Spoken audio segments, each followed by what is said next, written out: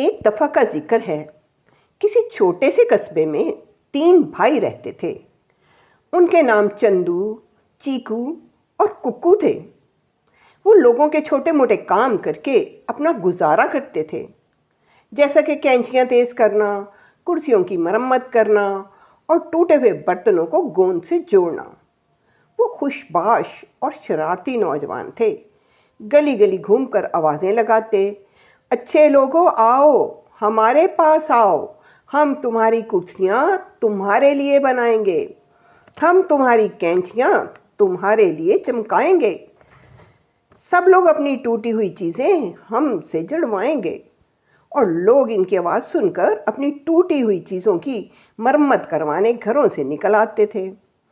एक दिन वो घूमते फिरते एक ऐसे कस्बे में जा पहुँचे जहाँ बहुत से लोग गलियों में जमा थे और हर तरफ अफरा तफरी का समा था। हेलो, यहाँ क्या हो रहा है? एक ने पूछा। अरे तुम्हें नहीं पता?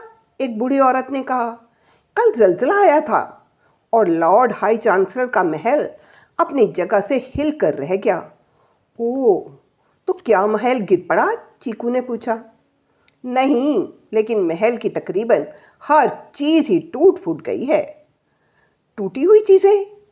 तीनों के कान बैक वक्त खड़े हो गए। तब हमारी वहाँ ज़रूरत है। हम महल में जाकर तमाम टूटी फूटी चीज़ों की मरम्मत करेंगे। हमारी तो किस्मत ही बदल जाएगी। इतना सारा काम, और वो भी लॉर्ड चांसलर के महल का। वाह! उन्होंने एक दूसरे का हाथ थामा और हंसते हुए महल की जानब चल दिए।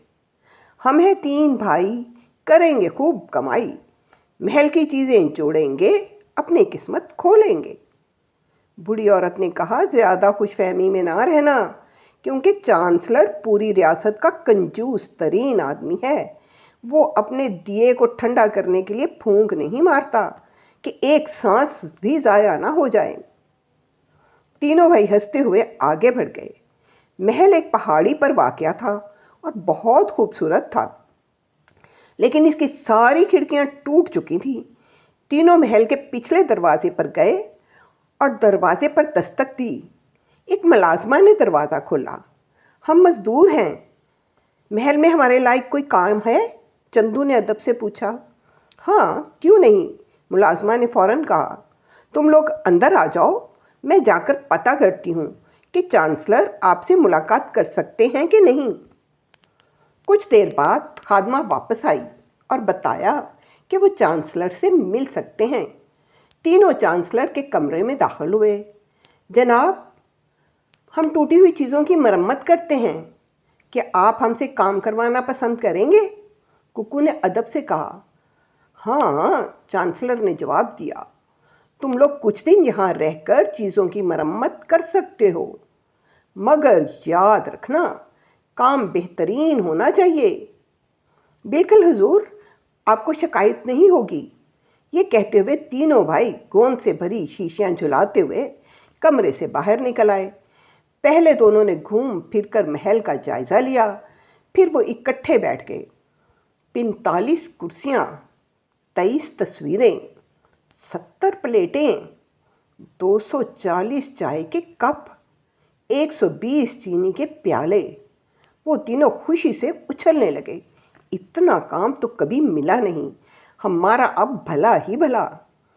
अब इन लोगों ने बेहद मेहनत से काम शुरू किया।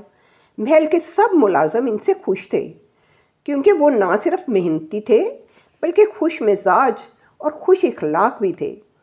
वो सब लोगों को चुटकुले और मज़ाहिया नज़में सुनाते। सब मुलाजम हंसी से लोट पोट हो जाते। 4 हफ्ते में तीनों ने अपना काम मुकम्मल कर लिया। वो लॉर्ड चांसलर के पास गए, झुककर सलाम किया। जनाब, हमारा काम मुकम्मल हो गया है, बराए मेहरबानी हमारा मुआवजा अनायत कर दीजिए। मैं तुम्हें एक पाई भी नहीं दूंगा, चांसलर ने साफ जवाब दिया। तीनों भाई चिल्लाए, लेकिन हमारी मजदूरी तकरीबन 100 पाउंड बनती है जनाब। 100 पाउंड? तुम 4 हफ्ते मेरे घर में रहे हो, खाया पिया, बिस्तर इस्तेमाल किया, यही तुम लोगों का मुआवजा है। लेकिन जनाब, चीकू ने कहा। लेकिन कुछ नहीं। तुम लोग जाते हो कि मैं सिपाहियों को बुलवाऊं? ये सोचते ही तीनों भाइयों ने बाहर की तरफ दौड़ लगा दी। हमने कितनी मेहनत से काम किया, चीकू बोला। आओ वो सारी चीज़ें दोबारा तोड़ देते हैं। उसका कोई फ़ायदा नहीं, मगर हम चांसलर को उसकी चालाकी और कंजूसी की सज़ा दिए बगैर नहीं जाएंगे, कुकू ने कहा। तीनों सोचने लगे। आखिर तीनों ने मुख्तलिफ तरकीबें सोच लीं। मैं चांसलर के पसंदीदा कप को गोंद लगा दूंगा। जब वो सुबह चाय पिएगा तो कुंडे से हाथ नहीं हटा पाएगा, चंदू ने खिलखिलाते हुए कहा। हा हा, और मैं बैरूनी दरवाजे पर पड़े पायदान पर गोंद लगा दूंगा ताकि जब वो बाहर निकले तो उसके पाँव चिपक कर रह जाए। चीकू मुस्कुराया। ही, और मैं इसके बेहतरीन हैट के अंदर गोंद डाल दूंगा। जब वो इसे पहनेगा तो फिर उतार ना सकेगा। कुकू ने चहक कर कहा। महल में बहुत दिन रहने और मुलाजमों से दोस्ती की वजह से उन्हें अपने मंसूबे को अमली जामा पहनाने में देर ना लगी। वो महल में छुप गए कि चांसलर का तमाशा देखें।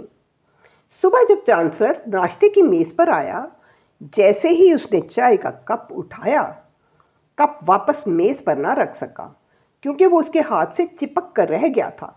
ओह, ये क्या मुसीबत है! उसने अपना हाथ अलग करने की कोशिश की मगर नाकाम रहा।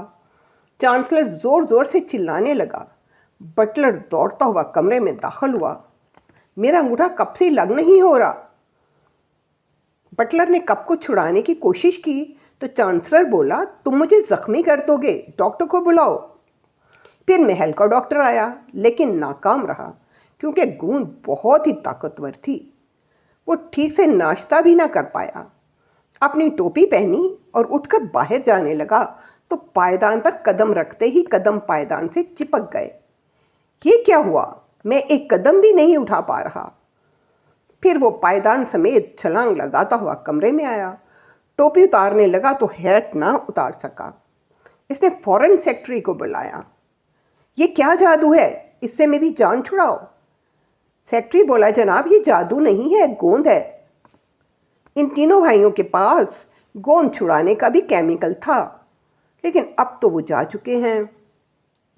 उन्हें फौरन ढूंढ कर लाओ, चांसलर ने तकरीबन रोते हुए कहा। तीनों भाई पर्दे के पीछे छुपे सारा तमाशा देख रहे थे और खुश हो रहे थे। कुछ देर बाद वो सेक्रेटरी के साथ कमरे में दाखिल हुए। बोले, हजूर पहले हमारा मुआवजा नायद कर दीजिए। डबल मुआवजा ले लो, मेरी जान छुड़ाओ। हजूर अपने जूते उतार लीजिए, चीकू ने कहा, और दूसरे जूते पहन लें। फिर उन्होंने केमिकल से कप को छुड़ाया और टोपी को भी, और अपना मुआवजा लेकर खुशी से गाते हुए चल दिए। सच है, मजदूर का मुआवजा उसका पसीना खुश्क होने से पहले अदा कर देना चाहिए।